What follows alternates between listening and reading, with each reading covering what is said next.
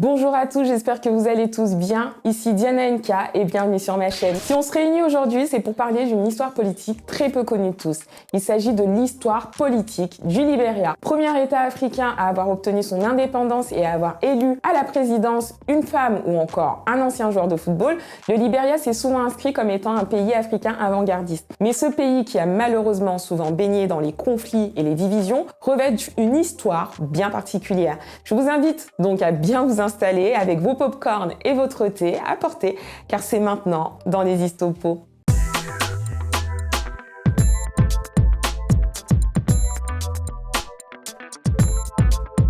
C'est au début du 19e siècle qu'une société américaine de colonisation, l'American Colonization Society, créée par un pasteur nommé Robert Finlay, décide de réunir certains anciens esclaves dans le but de les ramener sur leur terre-mère, le continent africain. Ceci résulte du fait que de nombreux anciens esclaves américains ont recouvré leur liberté suite aux condamnations massives du trafic d'esclavage aux États-Unis. En 1820, ce sont donc 88 anciens esclaves noirs et 3 agents blancs de l'American Colonization Society qui arrivent à Sherbrooke Island, l'actuelle Sierra Leone. En fait, ils cherchent un endroit où installer ces freemen. Ils acquerront rapidement des terres à Providence Island, île située entre le Sierra Leone et l'actuelle Côte d'Ivoire. Et en 1822, la colonie est fondée. La capitale sera nommée Monrovia, en hommage à James Monroe, président américain de l'époque. Les hommes libres réfléchiront donc à un nom adéquat pour leur pays et choisiront le Libéria. Pour leur drapeau, ils ne se fouleront pas du tout, ils calqueront tout simplement le drapeau américain. C'est comme cela qu'en 1838, cette colonie deviendra Commonwealth du Libéria et le 16 juillet 1847, elle sera officiellement une république indépendante, premier État indépendant d'Afrique. Bon, on pourrait se dire que c'est par générosité et bien-pensance que les Américains ont décidé de ramener ces hommes en Afrique et en les aidant à s'installer, mais la motivation était en réalité tout autre. Le but était avant tout de blanchir les États-Unis en alignement avec la pensée de James Monroe, l'Amérique aux Américains. Ça fait penser à quelqu'un, ça. Ainsi, au fil des années, c'est plus de 13 000 freemen qui viendront s'installer dans le pays. Mais il y a une question qu'on ne s'est pas posée. Et ouais, il y avait personne sur ces terres quand ils sont arrivés, hein? Parce que oui, les terres étaient déjà occupées. En fait, il y avait une population autochtone déjà sur place, que les freemen appelaient les bushmen. Pour les désigner, on parlera plutôt de natifs ou d'autochtones. Les rapports entre les Américano-Libériens et les autochtones natifs du Libéria sont, comparables aux relations colonisateurs-colonisés ou oppresseurs-oppressés. Ce qui se passe, c'est que les anciens esclaves réappliquent ce qu'ils ont vécu, ce qu'ils ont vu. Ils reproduisent quasiment totalement les comportements de leurs anciens maîtres. Domination, exploitation, mépris, ça va même jusqu'à la façon de s'habiller ou de construire leur maison. Les Américano-Libériens détiennent le pouvoir suite à un suffrage censitaire, donc voté par eux-mêmes, qui leur accorderont le pouvoir exclusif. Les autochtones n'ont aucun moyen de s'élever et de se défendre. Libéria, le nom du pays ne s'applique pas à tout le monde apparemment et les autochtones sont victimes de travaux forcés, principalement au profit multinational de l'industrie du caoutchouc. Plusieurs Américano-Libériens éminents ont même des esclaves. Vous voyez jusqu'où ça va? Et en 1936, suite à une intervention de la Société des Nations, le travail forcé est officiellement interdit dans le pays. Mais ça n'effacera en rien les inégalités de traitement, les inégalités sociales et économiques entre les Américano-Libériens et les natifs. À tout cela s'ajoute le fait que plus d'un tiers du budget de l'État provient de la taxe des travailleurs africains. Cette taxe ne s'applique pas aux élites, donc aux freemen, et la population autochtone en a marre de ce système et se révolte naturellement.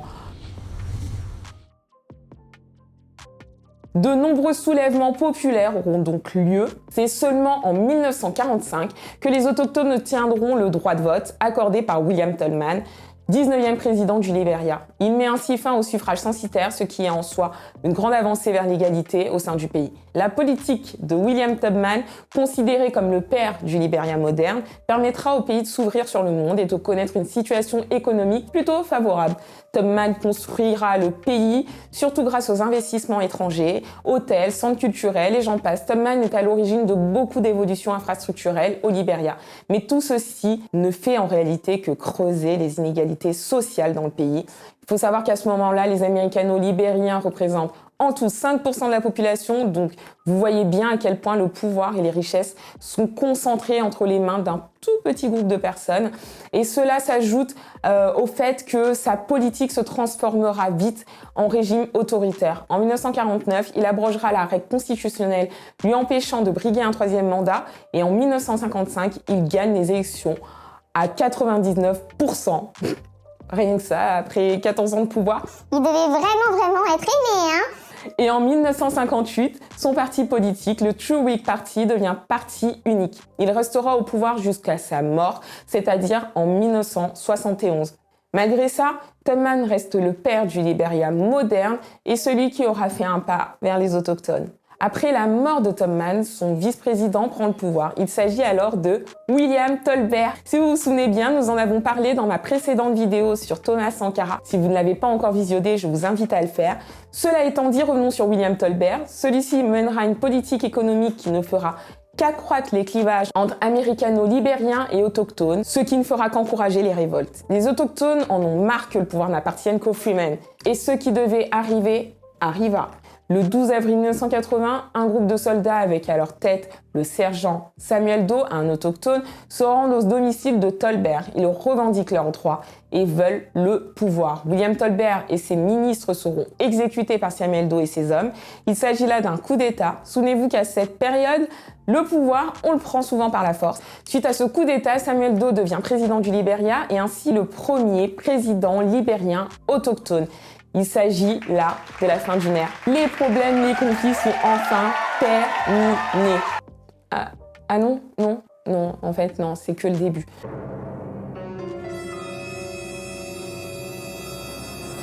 On se retrouve très vite pour la deuxième partie de cet épisode sur l'histoire politique du Libéria. Merci de m'avoir suivi et si vous avez aimé cette vidéo, n'hésitez pas à la liker, la commenter, la partager, vous abonner et activer la petite cloche pour ne rien rater des histopos. Surtout, prenez bien soin de vous et à bientôt.